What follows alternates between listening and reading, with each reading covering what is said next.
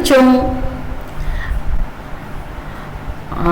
भाषा और लिपि के अध्ययन क्रम में अभी हमने स्वनिम के विषय में जाना था। अब क्रम है रूपिम का।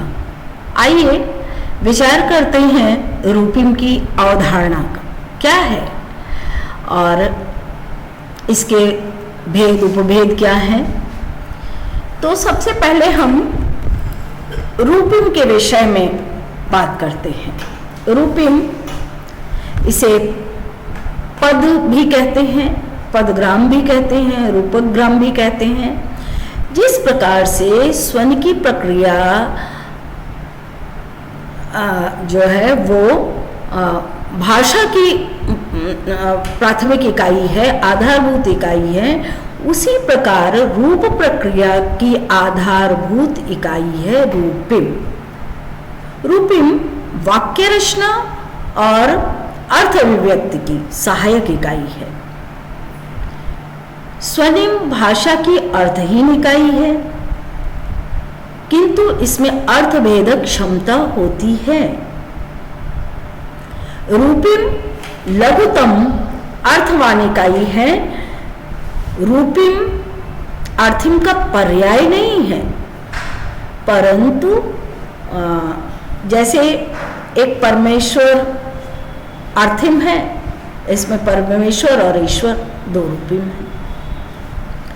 तो विभिन्न भाषा वैज्ञानिकों ने रूपिम को विभिन्न रूपों में परिभाषित किया है। कुछ प्रमुख विद्वानों की परिभाषाएं इस प्रकार हैं। हम उदय नारायण तिवारी की परिभाषा पर विचार करते हैं। उन्होंने लिखा है कि पदग्राम वस्तुतः परिपूरक वितरण या युगल वितरण में आए हुए सहपदों का समूह है। सहपद माने संख्या, कितने पद हैं उसके। फिर से आप इसको सुने। पदग्राम वस्तुतः परिपूरक वितरण या मुक्त वितरण में आए हुए सहपदों का समूह है। इस विषय में भोलानाथ तिवारी कहते हैं कि भाषा या वाक्य की लघुतम सार्थक इकाई रूपिम है या रूपग्राम है। डॉक्टर जगदेव सिंह कहते हैं कि रूप अर्थ से संश्लिष्ट भाषा की लघुतम इकाई को रूपिम कहते हैं। अब हम देखते हैं कि पाश्चात्य विद्वानों ने इस विषय पे क्या अपना मत रखा है। तो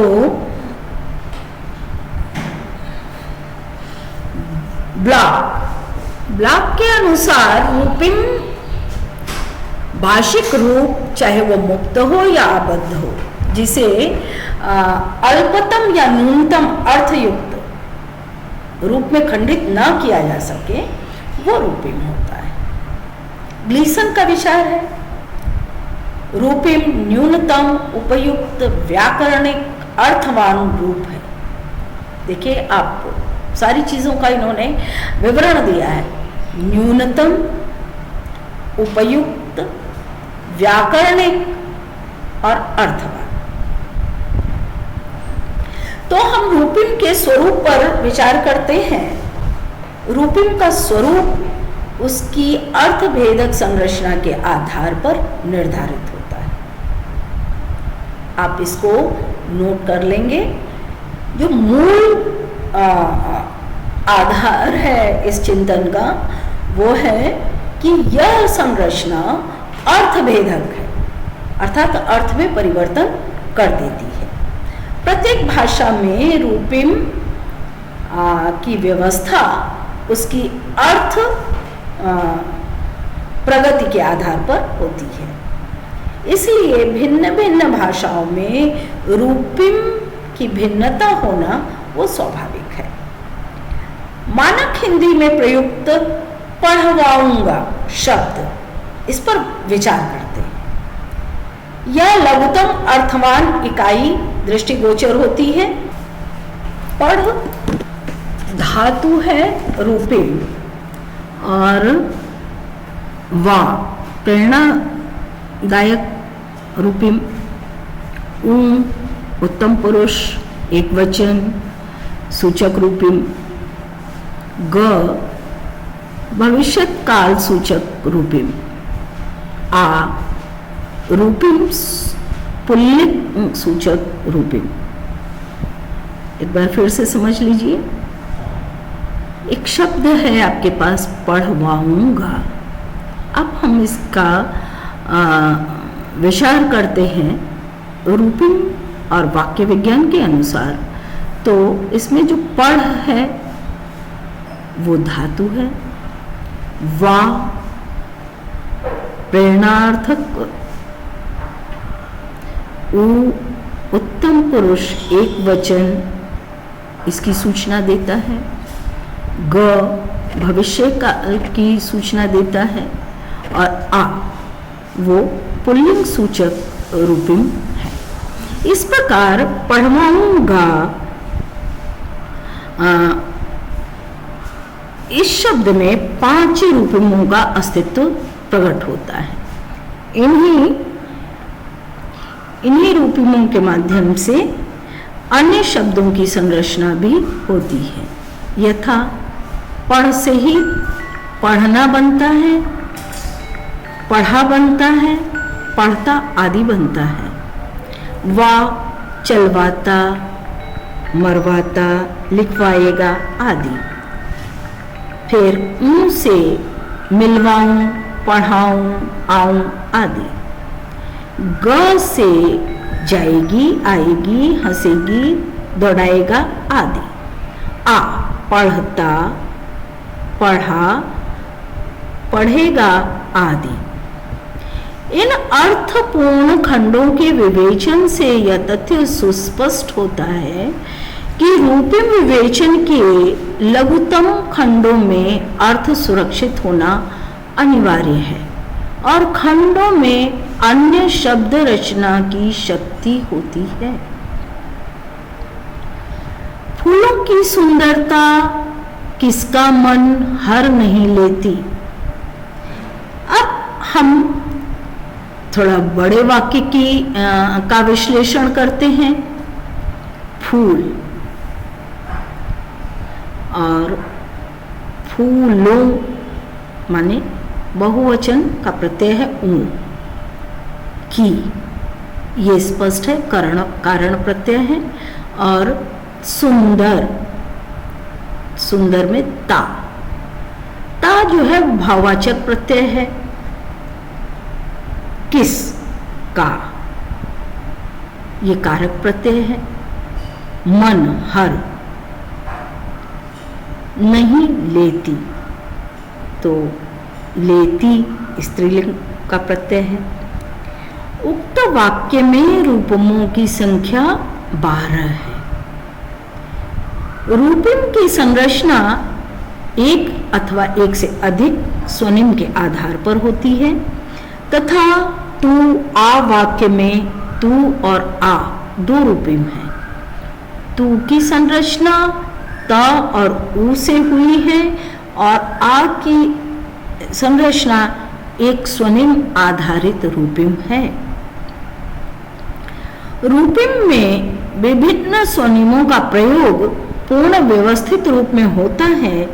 यथा नहर रूपिम में न, ह और र तीनों स्वनिमों की क्रमिक व्यवस्था है। इसके विपरीत कोई भी व्यवस्था अनुपयोगी सिद्ध होगी। हरम, नहर, रहन इन रचनाओं में क्रमिक व्यवस्था नहीं है, इसलिए ये इनमें अर्थभेद हो जाता है। और रूपिम भाषा की वह लघुतम अर्थवान इकाई है, इसके अर्थयुक्त खंड संभव नहीं है। और नहर रूपिम का न और हर न, ह, र ऐसा कोई खंड करना संभव नहीं है। एक रूपिम में एक अथवा एक से अधिक अक्षर हो सकते हैं। यथा एक अक्षरीय रूपिम मन, राम, आदि। एकाधिक अक्षरीय रूपिम मकान, ताला, काला आदि। इस प्रकार रूपिम भाषा के अर्थ संदर्भ की लघुतम इकाई हैं और इसके खंड कर देने पर अर्थ अभिव्यक्ति की संभावना समाप्त हो जाती है। वर्गीकरण। भाषा और वाक्य में प्रयुक्त रूपों के वैज्ञानिक अध्ययन के लिए उनको कई आधारों पर वर्गीकृत किया जाता है। पहला है प्रयोग के आधार पर। वाक्य में रूपिम कभी स्वतंत्र रूप में प्रयुक्त होते हैं तो कभी किसी वाक्यांश के साथ प्रयुक्त होते हैं। कुछ रूपिम ऐसे भी होते हैं जो कभी तो स्वतंत्र रूप में और कभी वाक्यांश के साथ प्रयुक्त होते हैं। रूपिम की इन प्रयोग प्रवृत्तियों के आधार पर इन्हें मुख्यतः 3 भागों में विभाजित करते हैं। पहला है मुक्त रूपिम। मुक्त रूपिम क्या है? वाक्य में स्वतंत्र रूप से प्रयुक्त होने वाले रूपिम को मुक्त रूपिम की संज्ञा दी जाती है। अर्थात एक मूल शब्द की संरचना की शक्ति होती है। हिंदी में ऐसे रूपों का बहुल प्रयोग होता है। यथा मन और बात मुक्त रूपिम है। इनके द्वारा एक रूपिम शब्द मन और बात की संरचना होती है। वाक्य में इनका स्वतंत्र रूप से प्रयोग संभव है। मन बात, मन की बात कहूंगा। भाषा की लघुतम अर्थवान इकाई रूपिम के विभिन्न रूपों में मुक्त रूपिम का सर्वाधिक महत्व है, क्योंकि अन्य रूपिम की इसी पर आधारित अन्य रूपिमों का भी इसी पर आधारित प्रयोग संभव होता है। बहु रूपिम शब्दों के सभी रूपिम मुक्त वर्ग हो सकते हैं।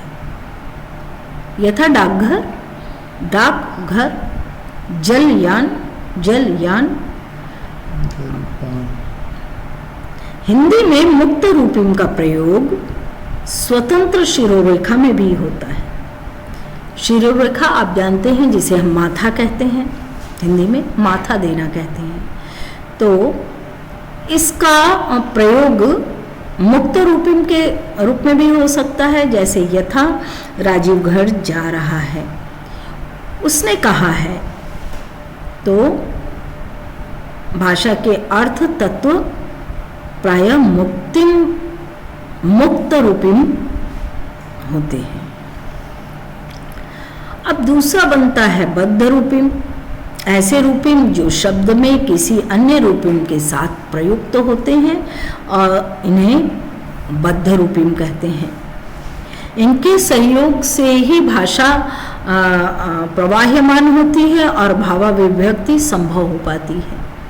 इनका प्रयोग स्वतंत्र रूप में नहीं होता है और ये पद अन्योन्याश्रित होते हैं, एक दूसरे पर आधारित होते हैं। जैसे वचन, प्रत्यय आदि। लड़का, जैसे अब उदाहरण हम देखते हैं लड़का, और लड़का को हम बहुवचन बनाना चाहते हैं तो हम बोलते हैं लड़के। इसी तरह से घोड़ा तो घोड़े। लेकिन वहीं पर